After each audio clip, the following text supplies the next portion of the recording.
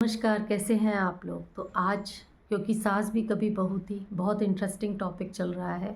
आपको भी पता है जैसे कि हर घर-घर में अपनी परेशानियाँ होती हैं, उस तरीके से इस परिवार में भी मिहिर वीरानी परिवार में भी है। पर अभी खुशी का माहौल है, तो नोएना मिहिर परिवार और अजय के परिवार को अपने घर पर बुलाती है और उस तरीके से जब वो मिहिर और ये लोग पहुँचते हैं, तो नोएना सबका वेलकम करती है और उसी तरीके से तुलसी भी नोएना को मिठाई देती है। तो नोएना कहती है इसकी क्या ज़रूरत थी?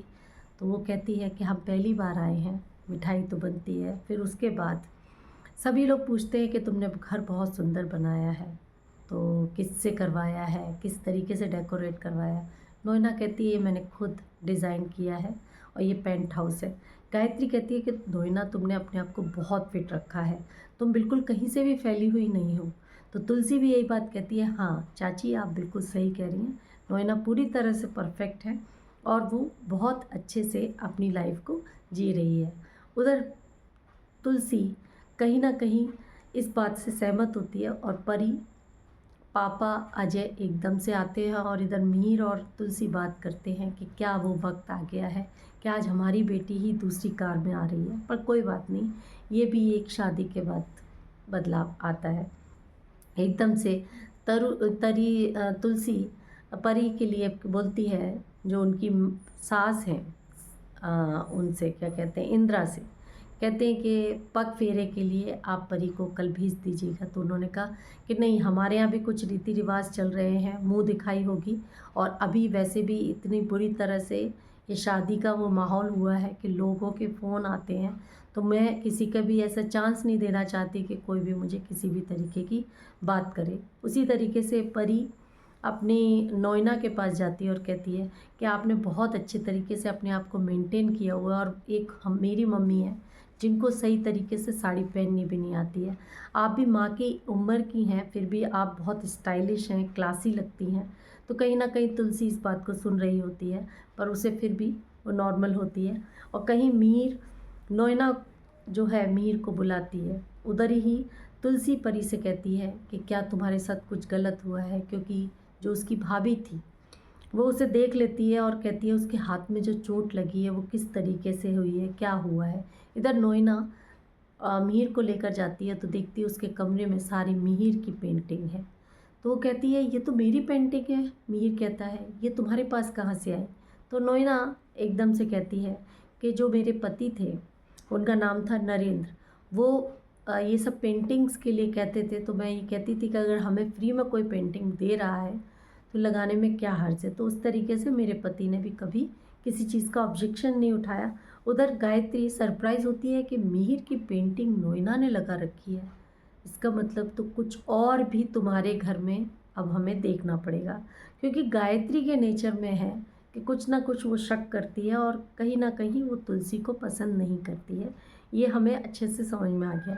उधर परी के पास भाभी आती है और हाथ देखकर परेशान हो जाती है कि परी ये तुम्हारे हाथ में चोट कैसे लगी? तो तुलसी एकदम से रिएक्ट करती है, परेशान होती है, जैसे हर माँ परेशान होती है कि बेटा तुमको ये कैसे लगी। इतने में संध्या आती है, वो चुप हो जाती है और परी कहती है देखिए आप लोगों ने फिर ओवर रिएक्ट कर दिया, संध्या दीदी को शायद कुछ ऐसा लगा होगा। तो एकदम से वो सब लोग संध्या के पास पहुंचते हैं और संध्या की माँ मतलब परी की सास खड़ी होती है। तो संध्या कहती है मैंने माँ को बता दिया है। उसके बाद जब उसकी माँ वहाँ से चली जाती है तो कहती है कि देखिए हमारे घर में परी को कभी कोई तकलीफ़ नहीं होगी, मेरी माँ इस तरीके की नहीं है और हम लोग भी ऐसे नहीं हैं, आपकी परी हमेशा खुश रहेगी।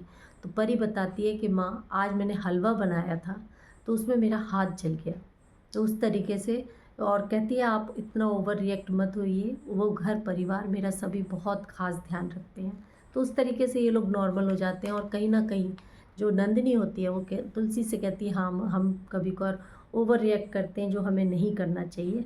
उसके बाद जब वो परी वहाँ से चली जाती है तो संध्या यही कहती है पर तुलसी से और नंदिनी से कि ये मुझे परी प्रिया से भी ज़्यादा प्यारी है, ये मेरी छोटी बहन की तरह है, मैं इसे हमेशा साथ अपने हर जगह बचाव करेंगे और मेरा परिवार भी ऐसा है कि इसका हमेशा ध्यान रखेंगे।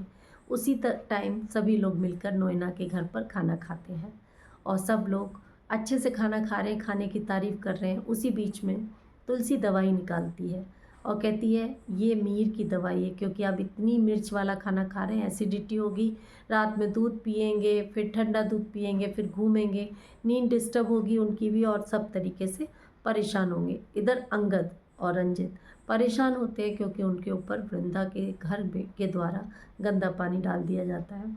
नोइना के पास तुलसी आती है और कहती है मैं क्या तुम्हारी कोई मदद कर दूँ, और तुम जो अपने पति की कमी तुम्हें कभी महसूस नहीं होती है। तो नोइना कहती है पहले होती थी पर अब नहीं होती है, क्योंकि तुम लोगों की तो लव मैरिज हुई, हमारी अरेंज मैरिज हुई, तो अरेंज मैरिज में उतनी जल्दी प्यार नहीं हो पाता है। और जब फिर तुलसी कहती है उनके जाने के बाद तुमने कभी दोबारा घर बसाने की सोचा नहीं, तो कहती कि नहीं, ऐसा नहीं सोचा है, क्योंकि क्या है कि ये एक बार ही होता है, दोबारा दोबारा ये चीज़ें हम नहीं कर सकते हैं। उधर परी जो जल गई तो संध्या उसके पास जाती है कि ये तुम जली नहीं हो, तुम सच बात बताओ। तो परी कहती है नहीं दीदी, मैं सच में हलवा बनाते वक्त जल गई। और उसके बाद ही तुलसी एकदम से बोलती है मीर के पास जाकर कि मेरी गर्दन में दर्द हो रहा है। तो मीर एकदम से घबराहट हो जाती है उसे, और वो उसकी गर्दन में मसाज करने लगता है। मसाज करते करते तुलसी एकदम से कहती है कि तुमसे नोइना प्यार करती थी। तो ये सुनते ही मीर को झटका लगता है और कहते नहीं, ऐसा नहीं हो सकता है। आप लोग बताइए, क्या सच में नोइना और मीर का कभी प्यार था, या आगे कुछ ऐसा बढ़ेगा? क्या परी सच में परेशान है, या कुछ और होने वाला है? इसके लिए आप लोग मेरे साथ जुड़े रहिए। और हाँ, बिग बॉस आने वाला है, कौन कौन मेरे साथ देखकर जुड़ना चाहते हैं तो ज़रूर कमेंट में बताइएगा।